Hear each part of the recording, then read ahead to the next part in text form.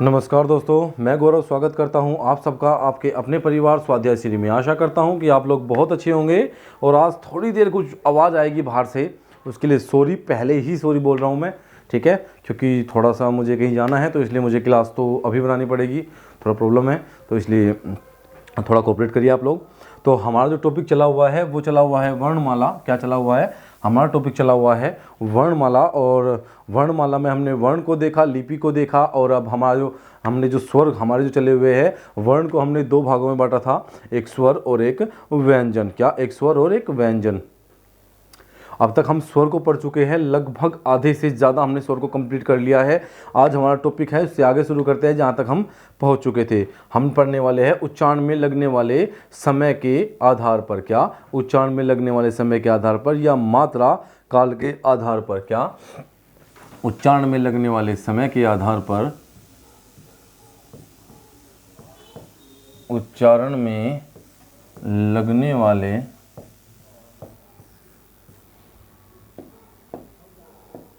उच्चारण में लगने वाले समय, उच्चारण में जो समय लगता है हमें, या फिर हम कह सकते हैं कि मात्रा के आधार पर। क्या कर सकते हैं? मात्रा के आधार पर, कि मात्रा, या हम कह सकते हैं मात्रा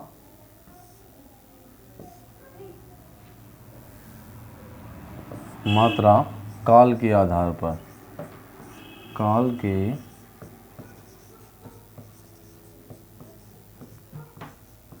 आधार पर, मात्रा काल के आधार पर। ये स्वर तीन प्रकार के होते हैं। उच्चारण के आधार पर स्वर के तीन प्रकार होते हैं। स्वर के तीन प्रकार होते हैं। स्वर के तीन प्रकार होते हैं। कितने? तीन प्रकार होते हैं।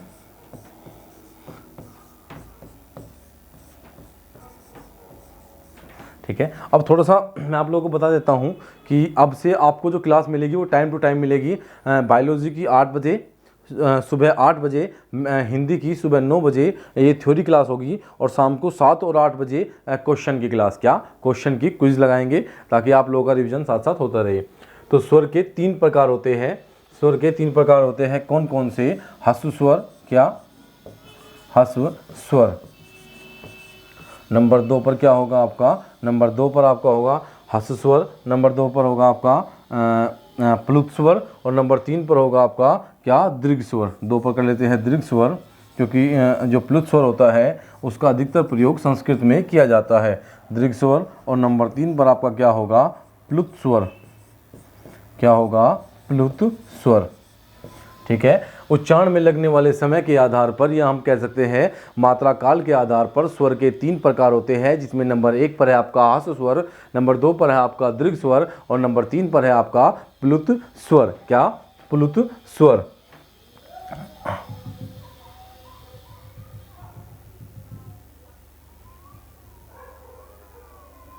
ठीक है। क्या है? प्लुत स्वर। अब हम लोग देखते हैं कि पेन चेंज कर लेते हैं, क्योंकि ब्लैक पे ब्लैक तो चलेगा ही नहीं।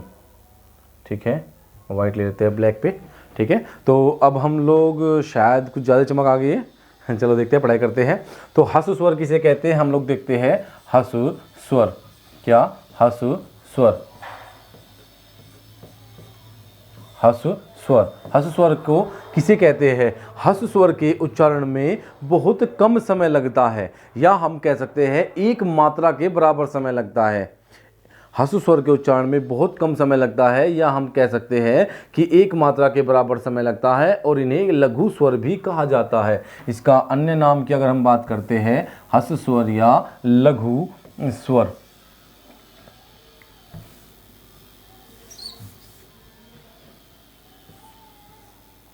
क्या हो रहा है यार? बस सिर्फ स्वर लिख रहा हूं बार बार। लघु स्वर। ठीक है। इनका एक अन्य नाम है आपका क्या? लघु स्वर। कई बार तो ऐसी आफत हो जाती है, बस पूछिए मत। लघु स्वर। ठीक है। लघु स्वर, ह्रस्व स्वर के उच्चारण में बहुत कम समय लगता है। क्या लगता है? ह्रस्व स्वर के उच्चारण में, ह्रस्व स्वर के उच्चारण में बहुत कम समय लगता है। क्या लगता है? बहुत कम समय लगता है। ह्रस्व स्वर के उच्चारण में बहुत कम समय लगता है, या कह सकते हैं इन स्वर के उच्चारण में या ह्रस्व स्वर के उच्चारण में, ह्रस्व स्वर के उच्चारण में एक मात्रा के बराबर समय लगता है। क्या?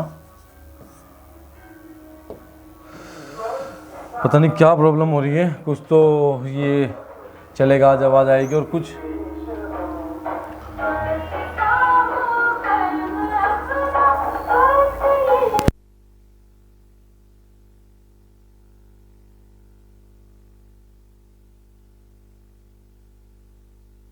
उच्चारण में एक मात्रा के बराबर समय लगता है। एक मात्रा के बराबर समय लगता है।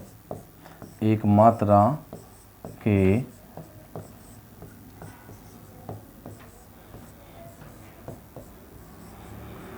बराबर समय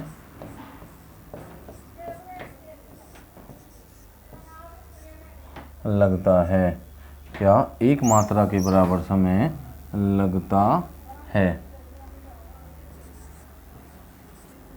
ठीक है, एक मात्रा के बराबर समय लगता है। इनकी संख्या कितनी होती है? इनकी संख्या 4 होती है। कौन कौन सी होती है? ए, छोटा ई, छोटा ऊ और री।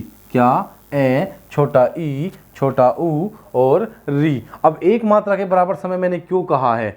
एक मात्रा, देखिए अगर मैं बात करता हूँ, चलो इसे बाद में समझाऊंगा, पहले मैं दीर्घ स्वर समझा दो, उसमें अच्छे से समझ में आ जाएगा। ठीक है ना। अब हम देखते हैं दीर्घ स्वर को। आज पता नहीं क्या प्रॉब्लम हो रही है।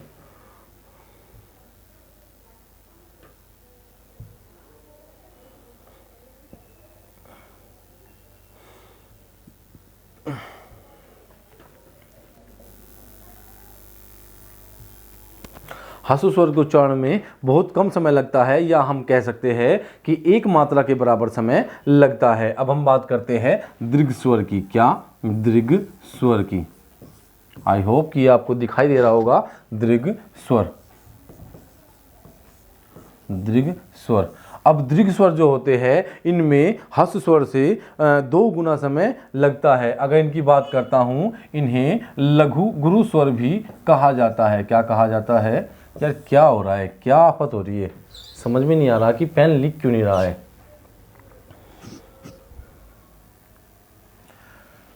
दीर्घ स्वर या इन्हें गुरु स्वर भी कहा जाता है। क्या कहते हैं? गुरु स्वर। इन्हें गुरु स्वर भी कहते हैं। ठीक है, क्या कहते हैं? इन्हें गुरु स्वर भी कहते हैं। ठीक है। दीर्घ स्वर के उच्चारण में जो दीर्घ स्वर होते हैं, तो दीर्घ स्वर के उच्चारण में, दीर्घ स्वर के उच्चारण में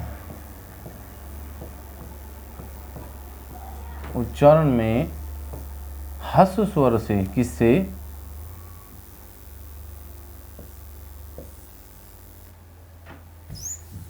यार ये कुछ नया काम हो गया, पता नहीं क्या आफत है, क्या हो रहा है। उच्चारण में ह्रस्व स्वर से, ह्रस्व स्वर से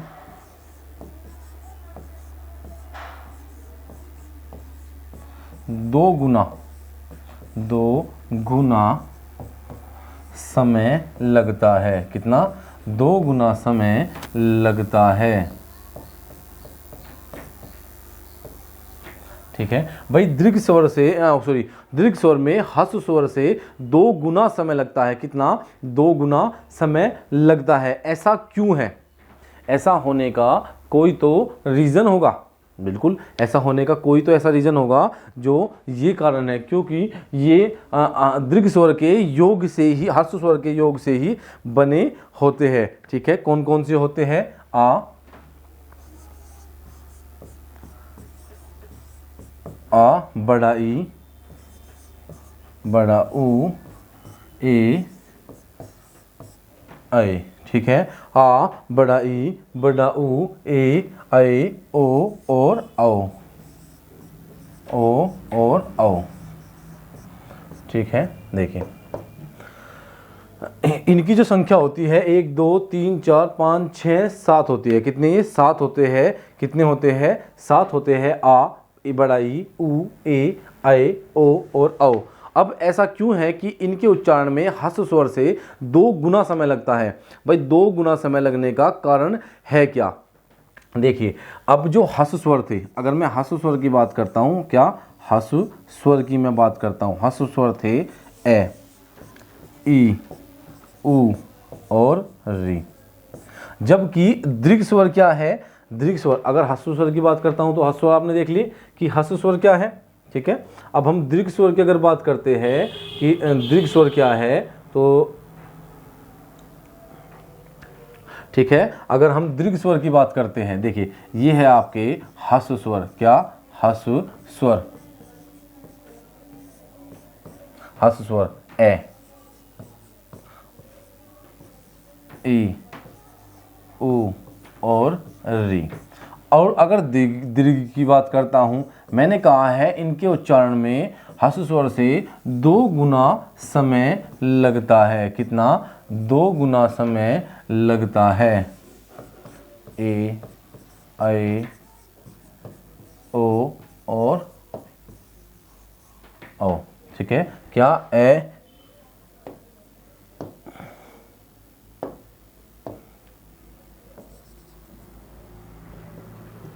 ठीक है, अब इसमें 2 गुना समय क्यों लगा? इसका रीजन क्या है? देखिए 2 गुना समय। अब ए ये एक मात्रा है, बनता कैसे है? बनता सिर्फ ए के योग से है। ठीक है, ए। ठीक, लेकिन आ कैसे बनेगा? ए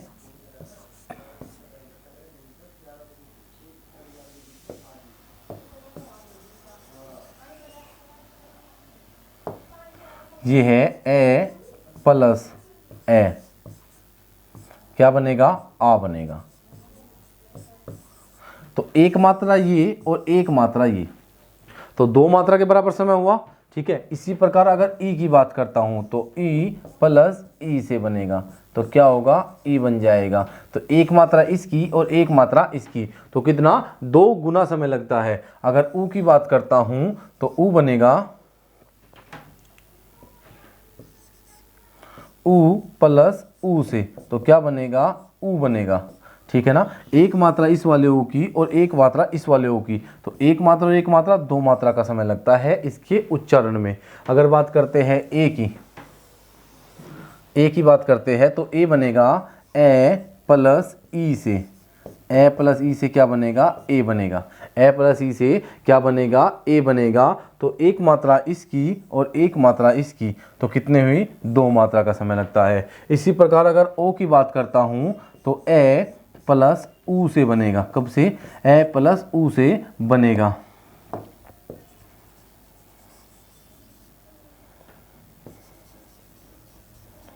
पता नहीं क्या हो रहा है यार, सब कुछ प्रॉब्लम हमारे साथ ही होनी है। ए प्लस ऊ से क्या बनेगा? ओ बनेगा। क्या बनेगा? ओ बनेगा। ठीक है ना, ए प्लस ऊ से क्या बनेगा? ओ। तो एक मात्रा ए की और एक मात्रा ऊ की, तो क्या बन गया? ओ बन गया। इसी प्रकार एक मात्रा जैसे आ बना, ए प्लस ए से क्या बना? आ बना।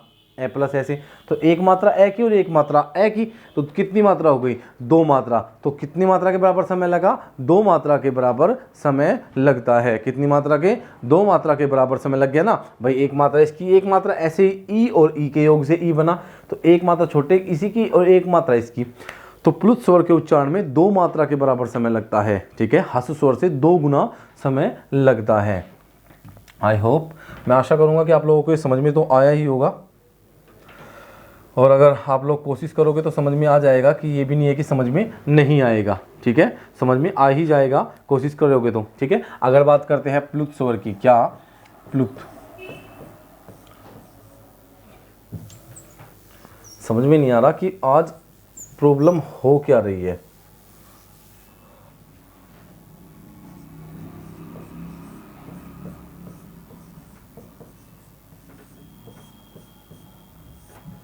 प्लुत स्वर। इन स्वर के जो प्लुत स्वर होते हैं इनमें 3 मात्रा के बराबर समय लगता है, अर्थात हस स्वर से 3 गुना समय लगता है। प्लुत स्वर के उच्चारण में, प्लुत स्वर के उच्चारण में, स्वर के उच्चारण में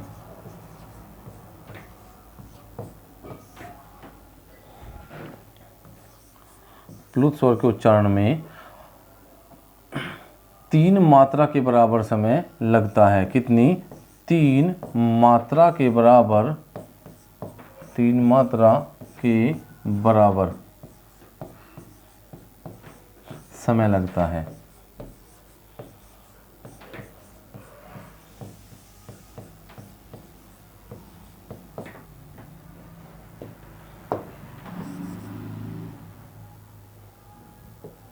ठीक है, हस स्वर के उच्चारण में प्लुत स्वर के उच्चारण में 3 मात्रा के बराबर समय लगता है। किसकी? 3 मात्रा के बराबर समय लगता है। लग गया ना भाई, 3 मात्रा के बराबर। ऐसा कारण क्या है? इनका अधिकतर प्रयोग संस्कृत में किया जाता है। इन स्वर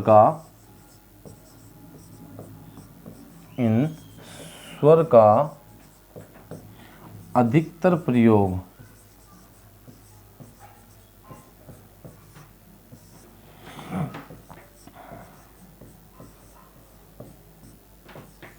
संस्कृत में,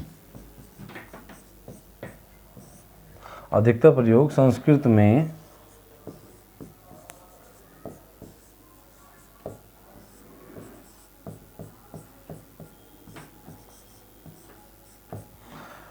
इन स्वर का अधिकतर प्रयोग कहीं में होता है संस्कृत में किया जाता है, कहीं में संस्कृत में किया जाता है।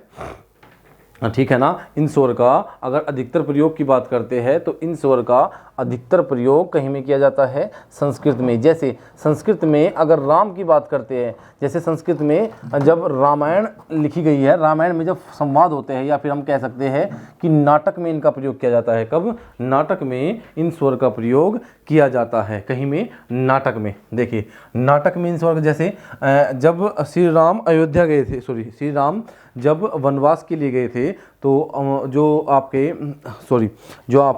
दशरथ थे वो कैसे राम का संवाद करते थे, कैसे राम को पुकारते थे? हे राम। कैसे? राम, ऐसे लिखते हैं ना।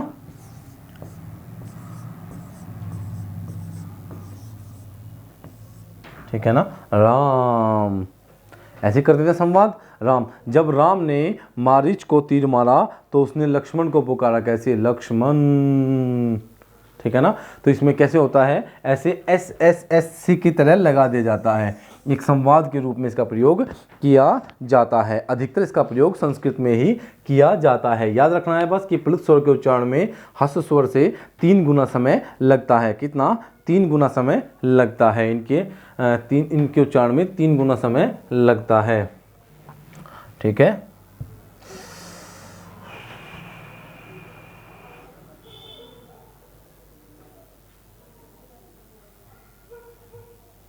सॉरी दोस्तों, ये मुझसे अब ये हटेगा भी नहीं। ये कैसे हटेगा इससे? अच्छा जी, ठीक है, अब आप इससे वाइट बोर्ड ले लेते हैं। अरे यार ये तो बड़ा परेशान कर रहा है। अभी क्यों है स्कैन मांग रहा है, कहाँ से स्कैन दो इसको?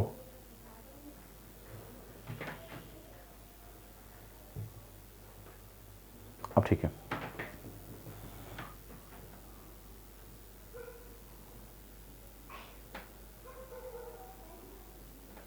ठीक है,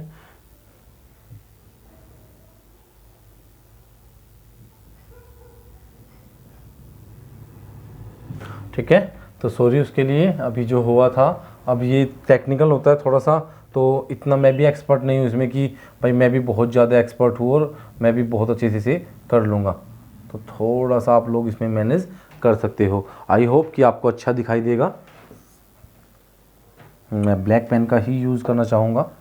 आई होप कि आपको अच्छा दिखाई देगा। मुझे नहीं लगता कि ब्लैक पेन से यहाँ पे कुछ भी आप लोगों को दिखाई देगा। तो हम कलर ही चेंज कर लेते हैं बोर्ड का। ठीक है। अब जो मिटाने वाली प्रॉब्लम थी वो तो कुछ सोल्यूशन हुआ ना उसका। पहले तो ये भी बहुत बड़ी प्रॉब्लम थी कि हम लोग इसे रफ ही नहीं कर पाते थे, है ना। अब कम से कम इसे रफ तो कर पा रहे हैं। चलिए शुरू करते हैं। अगर हम बात करते हैं जीभ के प्रयोग के आधार पर स्वर के भेद, भाई जीभ के प्रयोग के आधार पर, जीभ के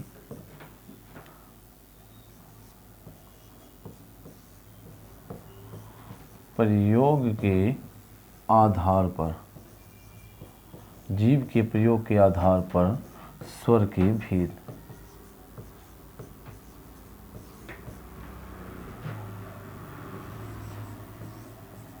अब राइटिंग तो बहुत ज़्यादा गंदी है मेरी तो इसलिए सॉरी। जीव के प्रयोग के आधार पर स्वर के कितने भेद होते हैं? स्वर के 3 भेद होते हैं। कितने? स्वर के 3 भेद होते हैं। स्वर के 3 भेद होते हैं। जो आपको पीडीएफ में प्रॉब्लम आ रही थी, वो वाइट कलर आ रहा था, बहुत ज़्यादा शाइनिंग हो रही थी, उसका सोल्यूशन कर लिया गया है। और शायद मंडे से आपको कलर की पीडीएफ मिलेगी। बैकग्राउंड जो है वो कलर होगा, उसमें आपको शाइनिंग की जो प्रॉब्लम थी वो नहीं आएगी। कलर होने की वजह से शाइनिंग की प्रॉब्लम खत्म हो जाएगी, ठीक है ना। कलर होने की वजह से शाइनिंग की जो प्रॉब्लम होगी वो खत्म हो जाएगी, ठीक है। जीभ के प्रयोग के आधार पर स्वर के 3 भेद होते हैं। नंबर 1 पर अगर बात करता हूं, अग्र स्वर। क्या? अग्र स्वर।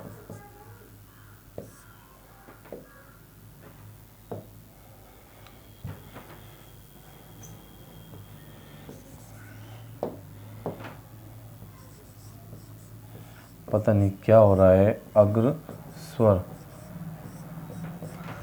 अग्रस्वर, अग्रस्वर किन्हें कहते हैं? वे स्वर जिनका उच्चारण जीभ के अग्रभाग से होता है। किसमें? जीभ के अग्रभाग से होता है। जब माँ आपको गोली दवाई देती है तो आप लोग कैसे करते हो? ई ऊ क्या करते हो? ई ए क्या करते हो? ई ए करते हो ना ऐसे। तो ई और ए,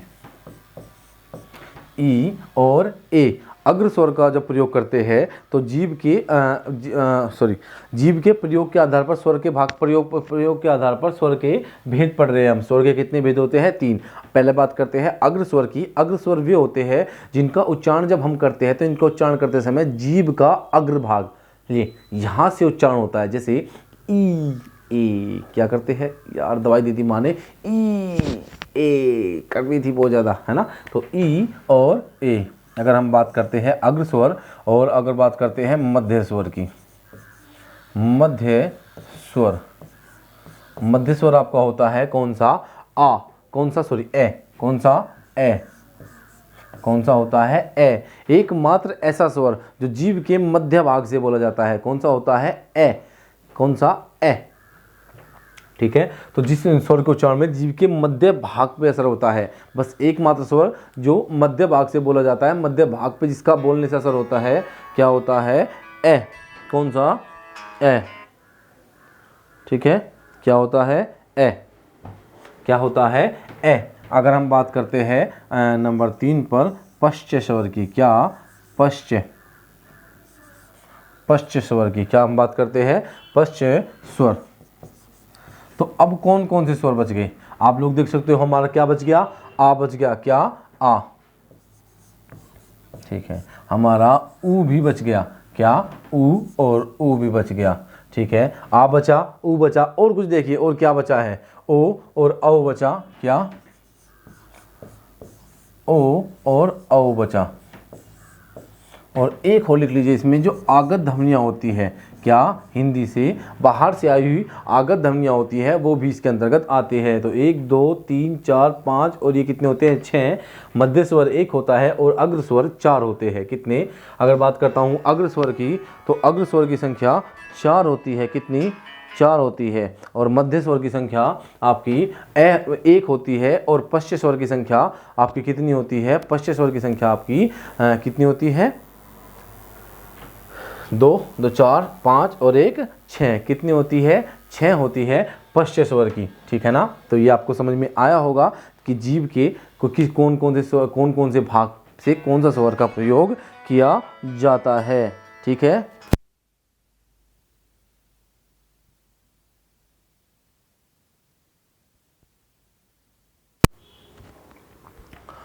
सॉरी फ़ोन आ रहा था। ठीक है, अब हम देखते हैं।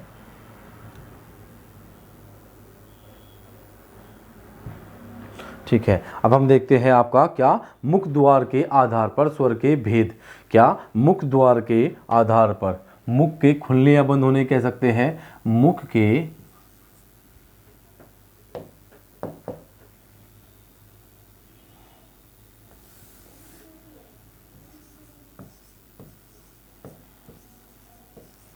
मुख के खुलने या बंद होने के आधार पर। यार ये नहीं आ रही, प्रॉब्लम हो रही, ये समझ में आया ये हो क्या रहा है। अब मैं इससे परेशान हो गया सच में बहुत ज़्यादा। वाइट बोर्ड बहुत अच्छा था, सच में वाइट बोर्ड बहुत अच्छा था, बहुत अच्छे से पढ़ाया जाता था, बहुत अच्छे से क्लियर किया कराया जाता था। मुख के खुलने व बंद होने के आधार पर, बंद होने के आधार पर। अब प्रॉब्लम ये है कि अब लेके आ गए, अब ये भी नहीं है कि इसको वापस कर देंगे, ऐसा कुछ कर देंगे, जो आ गया सो आ गया। अब तो आप लोगों के ऊपर है कि आप लोग एक क्लास में कितने डिजिटल बोर्ड लगवा सकते हो, आप लोग कितने टीचर ला सकते हो, आप लोग हमें कब लाइव लाएंगे, ये सब आपके हाथ में है। हमने अपनी तरफ से अपना बेस्ट दे लिया, हम बेस्ट दे रहे हैं और देते रहेंगे। अब आपके हाथ में है कि आपको हमारी मेहनत दिखाई देती है कि नहीं, जो कि नहीं दिखाई दे रही है। दर्द होता है इस बात को सोच के कि आप लोग सपोर्ट नहीं कर रहे हो। कोई भी टीचर आता है और क्लास बना देता है, कोई भी आता है और पढ़ाना शुरू कर देता है। आप लोग अगर यूट्यूब पे कोई खड़ा होकर गाली देता है तो आप लोग उसे इतना सपोर्ट देते हो कि बस वो पता नहीं क्या बन जाता है। मैं किसी भी चीज़ का नाम नहीं ले रहा हूँ, ना मैं किसी को, ये है कि मैं किसी को कह रहा हूँ, ठीक है। लेकिन फिर भी अगर यूट्यूब पे आके कोई गाली भी देता है तो आप लोग उसे देख के पूरे खुश हो जाते हैं। लेकिन अगर जैसे आप लोगों को पढ़ाया जा रहा है, आप लोगों के लिए मेहनत की जा रही है, आप लोगों के लिए सब कुछ किया जा रहा है, कोई गलत काम नहीं है, सब कुछ बहुत अच्छा करने की कोशिश की जा रही है, आप लोगों का सपोर्ट उन्हें ना के बराबर मिलता है।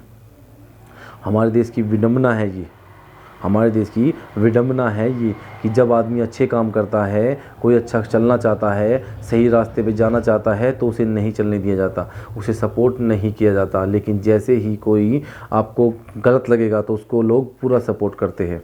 जैसे कोई यूट्यूब पे आएगा, गाली देगा और फेमस हो जाएगा, चला जाएगा, मज़े से अपना ज़िंदगी जिएगा और आप बस ऐसे ही गाली देता रहेगा। कोई कुछ भी करेगा, कोई बस चल रहा है कुछ भी, आप लोग पूरा सपोर्ट करते हो। लेकिन जब कोई अच्छा करना चाहता है, मैं जानता हूँ कि मैं आपका टाइम ख़राब कर रहा हूँ, लेकिन मन में है तो कहना चाहता हूँ, क्योंकि अपनों से ही कहा जाता है। और हम लोग आपसे कोई फीस या कोई पेड कोर्स या कुछ भी तो नहीं दे रहे, जितना कर रहे हैं बेस्ट करने की कोशिश कर रहे हैं। जितना भी हो रहा है सब कुछ ऐसा करने की कोशिश करते हैं। हाँ, समय कम होता है, हम भी जानते हैं, आधा घंटा होता है, लेकिन अगर आप लोग सपोर्ट करो, आप लोग चाहो तो हम लोग लाइव आ जाएंगे। उसके लिए आप लोगों को करना ही क्या है, ज़्यादा से ज़्यादा शेयर करना है, ज़्यादा से ज़्यादा लोगों को जोड़ना है। ज़्यादा से ज़्यादा लोग अगर आपके परिवार में जुड़ते हैं, आपके परिवार को देखते हैं, क्लासेस लेते हैं, तो हम लाइव आ जाएंगे, क्योंकि हमारे हाथ में नहीं है, आपके हाथ में है ये। दूसरी बात, अगर हम बात करते हैं कि टीचर्स की, तो टीचर्स हम जब भी ला सकते हैं जब आप लोग सपोर्ट करोगे। जैसे ही आप लोग सपोर्ट करोगे, हम टीचर आपको ला के दे देंगे, क्योंकि ये हम कोई इतने बड़े नहीं है कि टाटा बिरला के बच्चे हैं, है ना। हम लोग आप लोगों के बीच से तो है। जब हम आप लोगों के बीच में होते हैं तो आपके दोस्त होते हैं, पूरा सपोर्ट करते हो। लेकिन जैसे हम यहाँ खड़े हो जाते हैं तो क्या हम दोस्त नहीं रहते, क्या हम आपके भाई नहीं रहते? क्यों? दोस्त होंगे तो बोलोगे कि नहीं यार हम तेरा पूरा सपोर्ट करेंगे, तेरे साथ है, ये कर देंगे, ये कर देंगे। लेकिन जैसे ही हम यहाँ खड़े होते हैं तो सपोर्ट कहाँ चला जाता है? क्या दोस्त और भाई का मतलब ख़त्म हो जाता है यहाँ पे खड़े होते हैं? क्या मेहनत का कोई वो नहीं होता? या फिर जो गालियाँ देते हैं बस वही सब कुछ होते हैं? बोलिए, क्या किसी के पास मेरे इन सवाल का जवाब है? नहीं। अगर मैं अभी यहाँ पे आपको डांस करके दिखा दूँ, यहीं पे मैं नाच दूँ, तो आप लोगों के लिए अच्छा टीचर हो जाऊँगा। लेकिन जैसे मैं मेहनत कर रहा हूँ, पढ़ा रहा हूँ, ताकि आप लोगों का सिलेक्शन हो सके, आपको एग्ज़ाम में मिल सके, तो उसके लिए आप लोगों का सपोर्ट नहीं मिलता। दर्द होता है यार। चलो, अगर कुछ गलत कहा हो तो सॉरी। तो आज के लिए हम इतना ही रखेंगे, इससे आगे हम कल देखते हैं, ठीक है। तो अगर अच्छा लगे तो लाइक करना, शेयर करना और सब्सक्राइब करना।